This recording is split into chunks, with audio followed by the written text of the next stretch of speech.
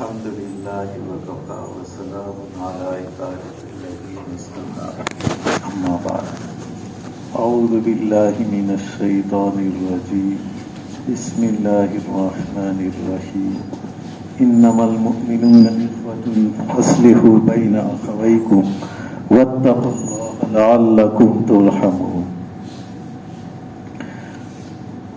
بے شک تمام کے تمام مومن آپس میں بھائی ہے، آپس میں ان کے درمیان صلح کرا دو اور تم جان رکھو اور تم اللہ تبارک و تعالیٰ سے تقوی اختیار کرو، اللہ سے ڈرتے رہو، شاید کہ تم پر رحم کیا جائے. محترم عزیزو، پہلی آیات آپ صلی اللہ علیہ وسلم کی تعریف، توصیف اور تعظیم کے اندر تھی. 5 آیتیں. اس کے بعد صحابہ کرام رضی اللہ تعالیٰ عنہم اجمعین ان کے کچھ مناقب بیان کیے کہ وَزَيَّنَهُ فِي قُلُوبِكُمْ حَبَّبَ إِلَيْكُمُ الْإِيمَانَ أُولَٰئِكَ هُمُ الرَّاشِدُونَ. یہ سب ان کی فضیلتیں بتلائیں.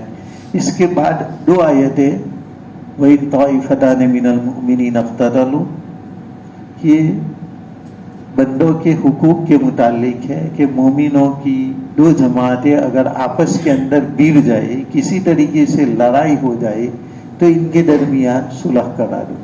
اور صلح کا ضابطہ یہ بتلایا کہ جو ظالم جماعت ہو ان کے خلاف لڑو، اور وہاں تک لڑو یہاں تک کہ یہ لوگ اللہ کے امر کی جانب لوٹ آئے. اب اللہ کے امر کی جانب لوٹ آئے تو آپس میں بھائی بھائی ہو گئے، تو اب تم برابری کرو.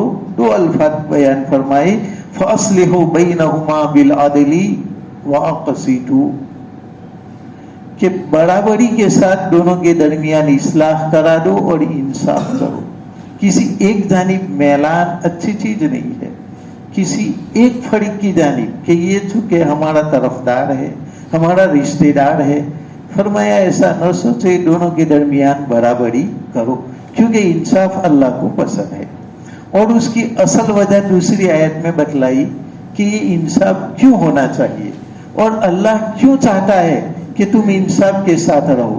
تو وجہ یہ ہے کہ مومن آپس میں بھائی بھائی ہے.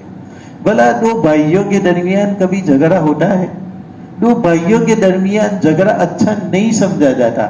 معاشرہ بھی کہتا ہے کہ یہ سگے بھائی ہو کر کے کیا کر رہے ہیں، سگے بھائی ہو کر کے آپس میں جھگڑتے ہیں دشمنوں کی طرح، تو اس کو تو اچھا نہیں سمجھا جاتا. تو اللہ نے فرمایا کہ ایک اخوت رشتہ داری کی بنا پر، خون کا رشتہ، اس کی بنا پر بھائی بھائی ہے.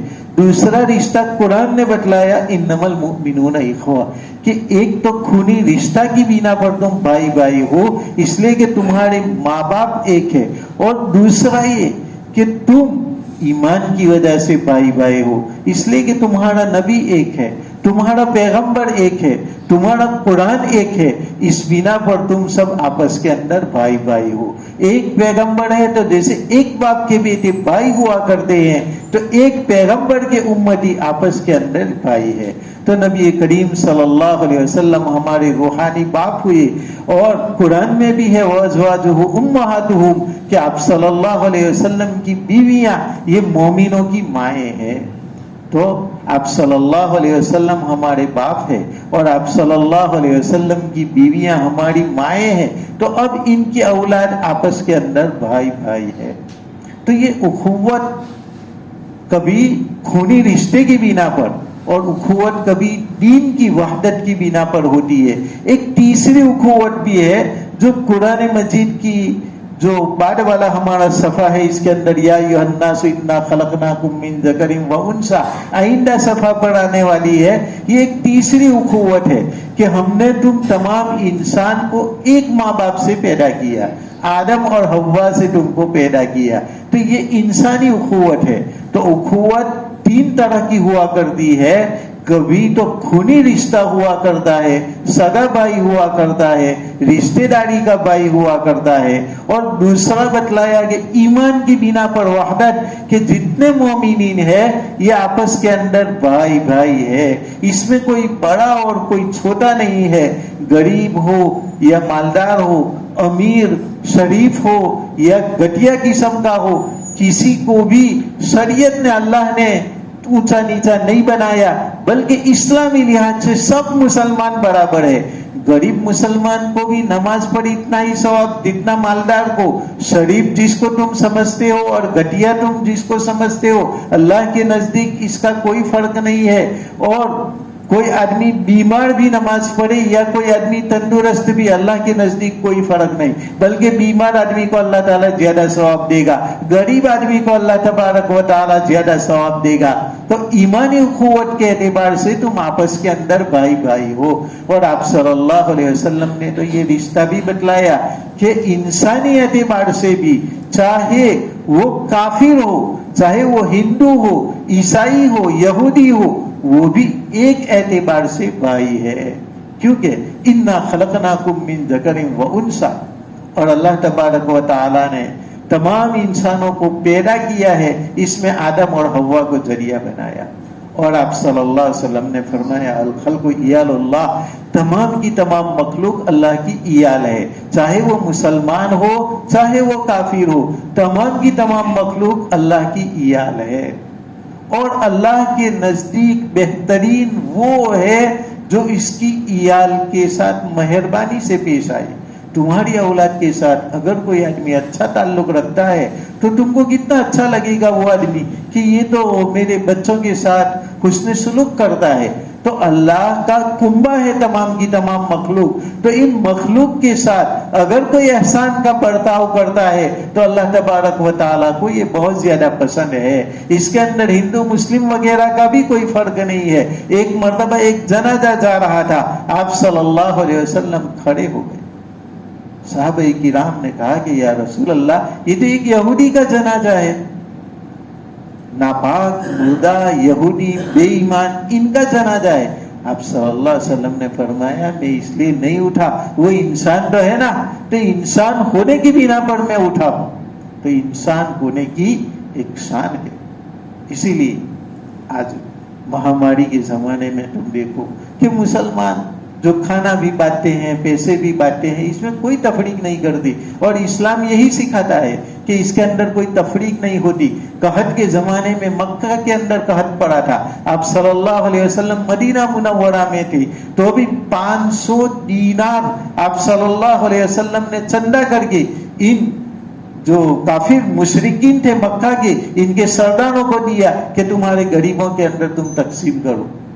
اور 500 دینار کوئی کم نہیں تھے، 20 دینار اس کے اندر زکوٰۃ واجب ہو جاتی ہے، جس کو ہم 7.5 تولہ سونا کہتے ہیں۔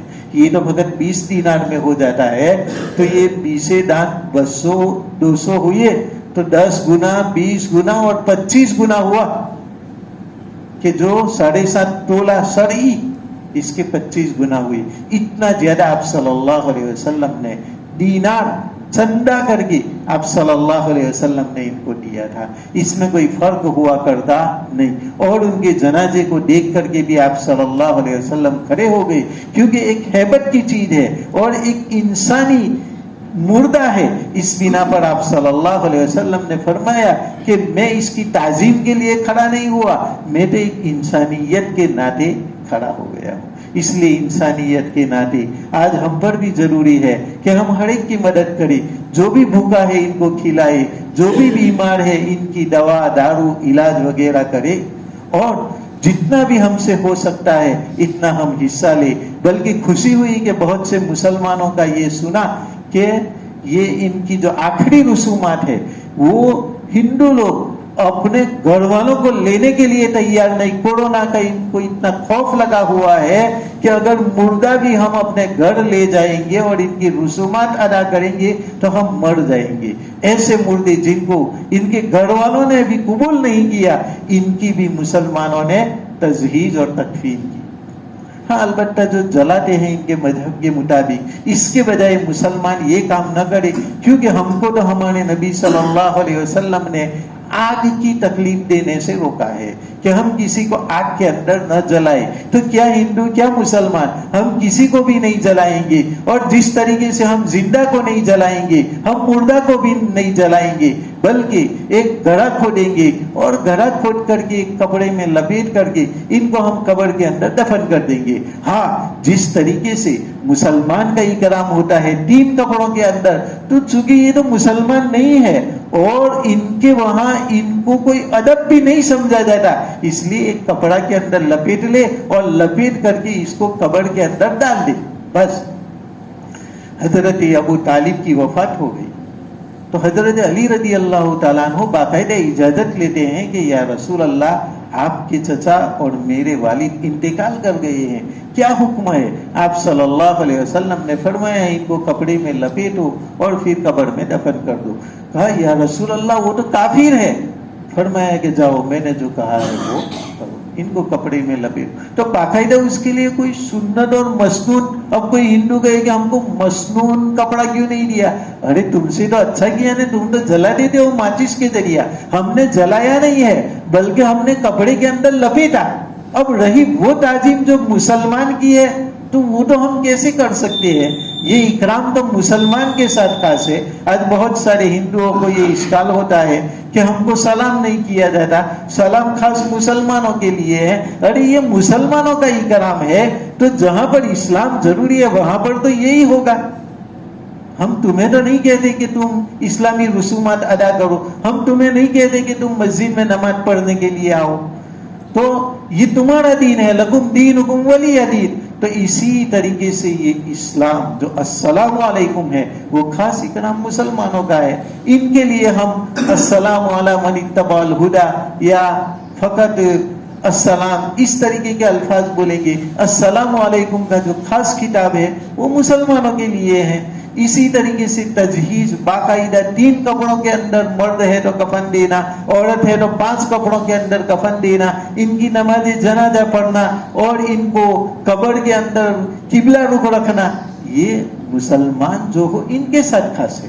برخلاف اگر کافر ہے تو ہم انسانی تکریم کریں گے لیکن اسلامی تکریم نہیں. اسلامی تکریم مسلمانوں کے ساتھ خاص ہے. ہاں انسانی تکریم کے ہم قائل ہوں گے کہ ہم ان کو کپڑے میں لپیٹیں گے، ایک قبر کے اندر گڑھا، کوئی ایسی ہمارے قبرستان میں بھی نہیں بلکہ جو بنجر زمین ہو اس کے اندر دفن کر دیں گے. اور کسی بھی جگہ دفن کر سکتے ہیں، بعد میں اس کے اوپر کھیتی وغیرہ کرے تو اس میں بھی کوئی حرج ہے نہیں. ہاں وقف کی زمین ہو جیسے قبرستان تو وہاں پر کھیتی وغیرہ نہیں ہو سکتی، اور کافر اس کا اہل نہیں ہے کہ مسلمان کے قبرستان کے اندر دفن. اور وہ بھی تو ہمارے مردوں کو کہاں اپنے شمشان میں جلانے کے قائل ہے. ہم خود تو قائل نہیں ہے لیکن وہ بھی ان کی قبرستان میں ہمارے مسلمانوں کو، اگر کوئی مسلمان ایسا ہے جو بالکل کافروں کی طرح ان کو جلا کر کے دیکھو، باقاعدہ وہ لڑائی کریں گے کہ بھئی جو کافروں کے جو خاص احکام ہیں وہ ان کے ساتھ خاص ہے اور مسلمانوں کے جو خاص احکام ہیں وہ مسلمانوں کے ساتھ. لیکن اسلام نے ایک تعلیم دی ہے. اسلام نے تو جانوروں کے متعلق بھی تعلیم دی ہے کہ کسی جانور کو بھی بیجا تکلیف نہ ہو. ایک عورت نے ایک بلی اس کو باندھ لیا، اب بلی بیچاری بھوکی مر گئی. آپ صلی اللہ علیہ وسلم نے فرمایا کہ نہ تو اس نے بلی کو چھوڑا کہ وہ خود سے کھا لیتی اور باندھا تو اس کو کھلایا بھی نہیں، یہاں تک کہ یہ بلی بھوکی پیاسی مر گئی. میں اس کو دیکھ رہا ہوں کہ اس کے بدلے کے اندر اللہ نے اس کو جہنم میں داخل کیا. اور ایک آدمی نے رحم کیا ایک جانور کے اوپر. ایک آدمی کنویں کے اندر اترا. اب کنواں یعنی ابھی ہم تو اپنے مطابق خیال کرتے ہیں کہ کتنا گہرا کنواں، لیکن تم بہار وغیرہ گئے ہو کبھی تو وہاں پر ایک اتنا میرا جتنا قد ہے اتنا تم کھودو گے تو اس میں سے پانی نکلنا شروع ہو جاتا ہے. اس لیے ہم یہ سوچتے ہیں کہ یار یہ کیسے کنویں میں اندر جا کر کے پانی پیا. ٹھیک ہے ہمارے کنویں بہت گہرے ہیں لیکن بعض کنویں ایسے آتے ہیں کہ ایک انسان کے قد کے برابر، 1.5-2 انسان کے قد کے برابر گڈھا کھودو تو پانی آ جاتا ہے. ہم نے بہار میں خود اپنے آنکھوں سے دیکھا. وہ لوگ گڑھ کے لیے بھی یہ کھودتے ہیں، یہ گڑارے جیسے ہم کھودتے ہیں، اسی طرح بیم کھودنے کے وہاں بھی پانی نکل آتا ہے، یہاں تک کہ اس کو خشک ہونے دینا پڑتا ہے۔ تو یہ آدمی گڈھے کے اندر اترا اور پانی پیا، بہت پیاسا تھا۔ پانی پینے کے بعد وہ اوپر چڑھا تو اس نے دیکھا وہاں پر ایک کتا ہے، اور وہ جو تر مٹی، کیونکہ کنویں کے آس پاس جو مٹی ہوتی ہے وہاں پر پانی تو ہوا کرتا ہے، تو وہ مٹی تر ہوا کرتی ہے۔ تو اب وہ کتا اتنا پیاسا تھا کہ پانی تو نہیں تھا، لیکن تر مٹی کو وہ چبا کر کے سکون حاصل کر رہا تھا۔ اس آدمی کو چونکہ پیاس کا ابھی ابھی احساس ہوا تھا، نیچے اترا تھا، اس لیے اس نے سوچا کہ یہ کتے کو بھی ایسی ہی تکلیف ہوئی ہوگی جیسے کہ مجھ کو ہوئی تھی، اس لیے وہ پھر سے واپس اترا اور اپنا جو جوتا تھا اس کے اندر پانی بھرا اور اس نے منہ کے اندر وہ جوتا لیا اور اوپر چڑھ گیا اور وہ پانی کتے کو پلایا اور کتے نے وہ پانی پیا۔ اس کی بنا پر کتا سیراب ہو گیا۔ آپ صلی اللہ علیہ وسلم نے فرمایا کہ اس جانور کے اوپر رحم کرنے کی بنا پر میں دیکھ رہا ہوں کہ اللہ تبارک و تعالیٰ نے اس کو جنت عطا کری۔ تو اسلام تو یہ تعلیم دیتا ہے، جان بوجھ کر کے یہ جو کیڑے مکوڑے ہیں ان کو بھی تم مت مارو، خاموخواہ کے لیے تمہیں کوئی نقصان نہیں کرتا ہے ان کو مت مارو۔ یہ الگ بات ہے جو تم کو نقصان پہنچائے، اللہ نے اجازت دی، سانپ کو مارنے کی اجازت دی، بچھو کو مارنے کی اجازت دی، مچھر کو مارنے کی اجازت دی کیونکہ وہ ہم کو تکلیف پہنچا رہا ہے، کھٹمل کو مارنے کی اجازت دی، لیکن دیگر وہ کیڑے جو ہم کو کوئی تکلیف نہیں پہنچا رہے ہیں ان کو بھی تکلیف مت دو۔ بلکہ یہاں تک فرمایا کہ تم کسی جگہ پر بیٹھے ہو، آدمی ایسے بیٹھا ہے تفریح کے لیے، کھیت کے اندر گیا اور گھاس پھوس کو اکھاڑتا ہے، تو بلا وجہ کی یہ بھی ایک اس کے اندر بھی ایک روح ہے، بلا وجہ کی گھاس پھوس کو اس کو بھی مت اکھاڑو۔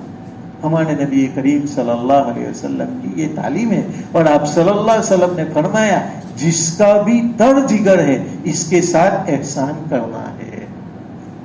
اب چاہے تو وہ انسان ہو، چاہے وہ مسلمان ہو، چاہے وہ کافر ہو، چاہے وہ شریر ہو، چاہے وہ بدماش ہو، چاہے وہ جانور ہو، چاہے وہ کیڑے مکوڑے ہو، ہر ایک کے ساتھ احسان کرو، ہر ایک کے ساتھ۔ بلکہ ہمارے بزرگان دین اس کے اندر بعض بزرگان دین ایسے بھی گزرے کہ جو یہ دسترخوان کھانے کے بعد، تو مفتی شفیع صاحب کے ساتھ یہ واقعہ پیش آیا کہ مفتی شفیع صاحب ایسے دسترخوان اٹھا رہے تھے تو ان کو اس بزرگ نے کہا کہ تم کو دسترخوان اٹھاتے بھی آتا ہے کہا؟ اس میں کیا ہے؟ اٹھا لیا اور جڑ دیا، کہا نہیں تم رکھو۔ پھر انہوں نے بتلایا کہ دیکھو یہ دسترخوان کے اوپر ہڈیاں وغیرہ پڑی ہے، اس کو میں فلاں جگہ پر رکھتا ہوں، وہاں کتے آتے ہیں اور اس کو کھا جاتے ہیں، اور یہ جو ریزے وغیرہ پڑے ہوئے ہیں روٹی وغیرہ کی، یہ ریزے میں فلاں جگہ پر رکھ دیتا ہوں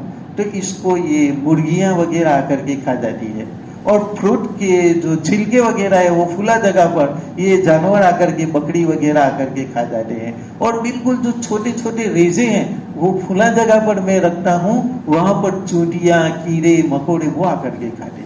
ہر ایک کا حق وہ سمجھتے ہیں اپنے کھانے کے دسترخوان پر۔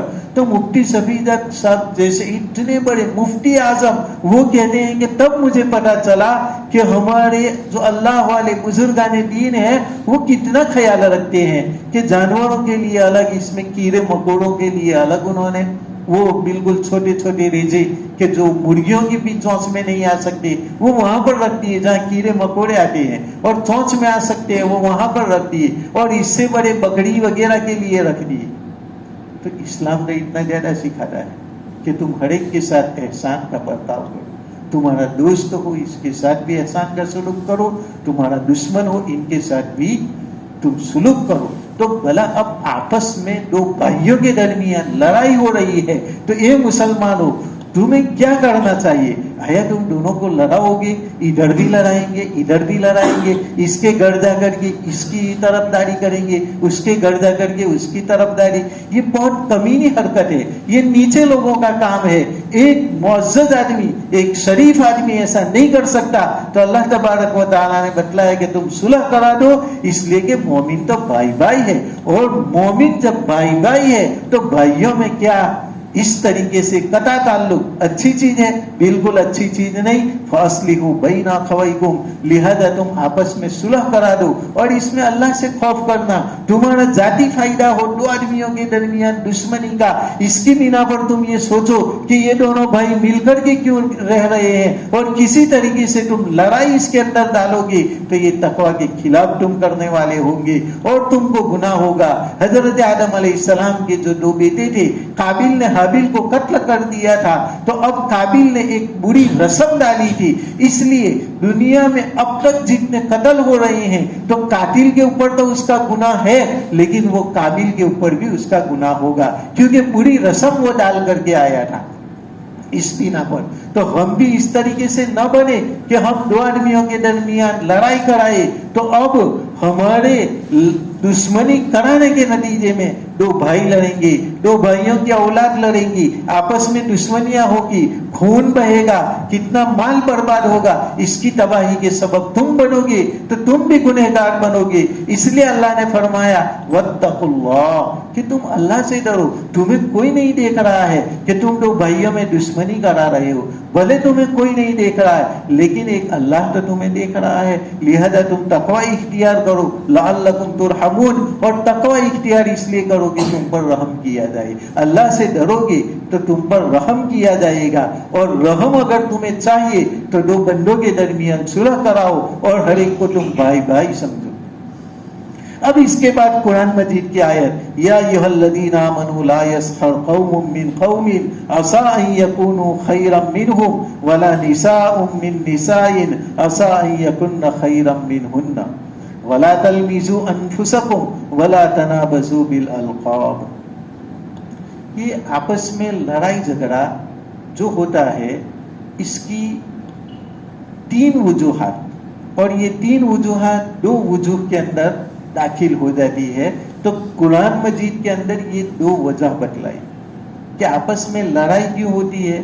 تو کبھی آپس میں مذاق کرتے ہیں، اور مذاق کرتے کرتے پھر اس طریقے سے آپس میں لڑائی ہو جاتی ہے. تم تو سمجھے تھے کہ ہم مذاق کر رہے ہیں، لیکن مذاق کرتے کرتے پھر کبھی ایک بات پر آدمی رہتے نہیں، کہتے ہیں کہ یار مذاق کرتا کرتا لڑی پڑ رہا.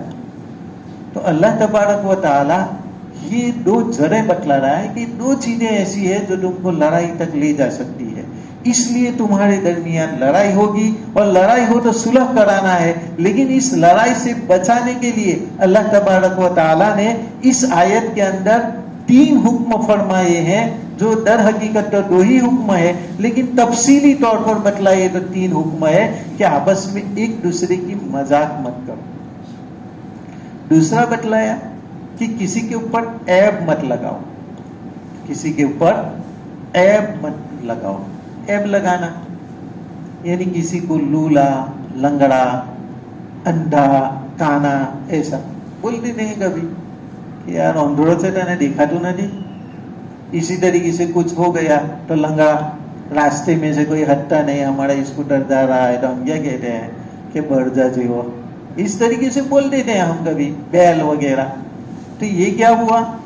برے القاب سے پکارنا یہ لڑائی کا سبب بنتا ہے. کسی کو تم نے بول دے تو بول دیا، لیکن یہ لڑائی کا سبب. اور تیسرا بتلایا تنابز بالالقاب، چرانے کے لیے برے لقبوں سے کسی کو پکارنا. پکارتے ہیں، حالانکہ آج تم بہرے کو بھی بہرا کہو تو اس کو پسند نہیں ہے. اب پاگل آدمی بھی کیا کہتا ہے کہ مجھے پاگل سمجھا ہے. کسی پاگل کو چھیڑ کر کے دیکھو، اچھا نہیں لگتا ہے اس کو. پاگل ہونے کے باوجود بھی تم کو کہے گا کہ یار میں نے پاگل ہم دے لی دو، تم کہیں پاگل تھے، حالانکہ ہے. اس کو پسند نہیں ہے. تو تم کسی کو برے لقب سے اچھے آدمی کو پکارو تو اس کو کیسے پسند ہوگا؟ تو اللہ تبارک و تعالیٰ فرماتے ہیں کہ چرانے والے نام سے کسی کو مت پکارو. آپ صلی اللہ علیہ وسلم جب مدینہ منورہ تشریف لائے تو حضرت ابو زبیرہ رضی اللہ تعالیٰ عنہ کی روایت ہے کہ ہم میں سے ہر ایک کے 3 نام ہوتے تھے، 2 3. اور پہلے ایسا ہوا کرتا تھا 2 3 نام. ان میں سے ایک نام تو اس کا اپنا ہوتا تھا جو اس کے باپ نے رکھا، اور دوسرے جتنے نام ہوتے وہ چرانے کے لیے ہوتے. تو آپ صلی اللہ علیہ وسلم کو تو معلوم نہیں کہ کون سا نام اس کو بلانے کے لیے ہے، کون سا چرانے کے لیے ہے، وہ کس نام سے چیر رہا ہے. تو آپ صلی اللہ علیہ وسلم کبھی کسی نام سے بلاتے تو سب صحابہ ہنستے تھے اور کہتے یا رسول اللہ اس نام سے تو وہ چیرتا ہے، وہ آپ کی بنا پر کچھ نہیں بولتا، لیکن یہ تو چیرانے کا نام ہے، اس کا اصلی نام یہ ہے۔ تو قرآن مجید نے باقاعدہ یہ آیت نازل کی کہ یہ جو چیرانے کے تم نے نام رکھے ہیں اس نام کو اب بند کر دو، اب تمہاری ڈکشنری کے اندر یہ نام نہیں ہونے چاہیے، چیرانے کے نام بند کرو۔ اسی طریقے سے عیوب لگانے سے منع کیا، عیب لگاتے ہیں ایک دوسرے کے اوپر، تو عیب لگانے سے بھی منع کیا۔ کسی آدمی نے چوری سے توبہ کر لی تو بھی آج تک تم اس کو چور کہو، زنا سے توبہ کر لی تو بھی تم اس کو زانی کہو، کسی گناہ سے توبہ کر لینے کے بعد بھی اس کو آر دلانا، تو قرآن نے منع کیا وَلَا تَلْمِزُوا أَنفُسَكُمْ، کہ اپنے بھائیوں کو برے نام سے مت پکارو اور چیرانے کے لیے مت پکارو، دونوں کا انجام تو ایک ہے۔ اس لیے میں کہتا ہوں نصیحتیں تین ہے لیکن دو کہا جائے گا کہ ایک تو مذاق مت کرو اور برے القاب سے مت پکارو اور چیرانے کے لیے کسی کو مت بلاؤ، یہ دونوں کا انجام ایک ہے، بلکہ کسی کو اچھے نام سے پکارو جو جس نام سے وہ خوش ہوتا ہو۔ اس لیے عرب کے اندر تو رواج تھا کہ باقاعدہ لقب رکھتے تھے، حضرت ابوبکر کو صدیق کہتے تھے، عمر کو فاروق اعظم کہا جاتا تھا، حضرت عثمان کو ذی نورین کہا جاتا تھا، اور سخاوت والے عثمان کہا جاتا تھا، اور حیا والے عثمان کہا جاتا تھا، اور حضرت علی رضی اللہ تعالیٰ عنہ کو بہادر اور حیدر اور کرار کہا جاتا تھا۔ تو یہ القاب جو اچھے ہیں ان سے پکارنا یہ عرب لوگوں کا رواج ہے، تو اچھے نام سے کسی کو پکارے، جس نام سے وہ خوش ہوتا ہو اس نام سے اس کو پکارنا چاہیے۔ تو سب سے پہلے بتلایا کہ مذاق نہ کرے۔ یہ مذاق یہ دو چیزیں ہیں، ایک تو ہمارے گجراتی میں بھی مذاق کہا جاتا ہے، ایک مذاق خوش طبعی، وہ تو اچھی چیز ہے، رشتے دار اور دوست آپس میں کرتے ہیں، لیکن ایک مذاق جس سے دوسرا ناراض ہو جاتا ہے، اس کا دل چھلنی ہو جاتا ہے، یہ مذاق جس کو یہاں پر منع کیا گیا ہے وہ یہ مذاق، اس کو سخریہ کہتے ہیں، استہزاء سخریہ، تو لا یسخر۔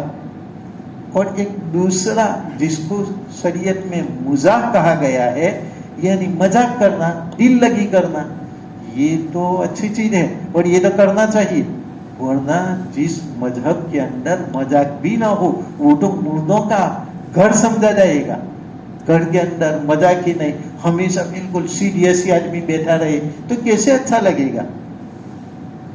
کوئی مہمان بھی آیا ہے وہ بھی کہ یہاں تو سیریس ہی سیریس ہے، بس جانے غمگینی چھائی ہوئی ہو، نہیں، مذاق تو ہونا چاہیے۔ ہمارے نبی کریم صلی اللہ علیہ وسلم بھی مذاق کر لیتی تھی۔ حضرت انس آپ کی مذاق میں کبھی جھوٹ نہیں ہوتا تھا، ہم تو مذاق کے اندر جھوٹ بول دیتے ہیں کہ تمہارے لیے میں نے بمبئی سے حلوہ منگوایا، ابھی بیٹھو کیا کھائیں گے، ہوتا نہیں حالانکہ کچھ بھی، چلو مذاق کے طور پر اتنا حرج نہیں، لیکن ہمارے نبی کا جو مذاق ہوا کرتا تھا اس میں جھوٹ بھی نہیں ہوتا تھا۔ آپ صلی اللہ علیہ وسلم اپنے خادم حضرت انس کو کہتے اے دکان والے یہاں پڑا، اب یہ دکان والے اچانک کہا تو وہ خوش ہو گئی، حالانکہ دکان تو سب کے ہوتے ہیں، لیکن بات سچی بھی ہو گئی اور مذاق بھی ہو گئی۔ ایک عورت ملی، اس کو پوچھا کہ تو کس کی بیوی؟ کہا فلاں نے، کہ ہاں اچھا جس کے آنکھ میں سفیدی ہے وہ نے؟ کہا ہاں۔ پھر وہ عورت اپنے گھر گئی اور گھر جا کر کے اپنے شوہر کو برابر دیکھنے لگی، بھائی یہ کیا دیکھ رہی ہے پگلی ہونے کی طرح، روزانہ تو مجھے دیکھ رہی ہے۔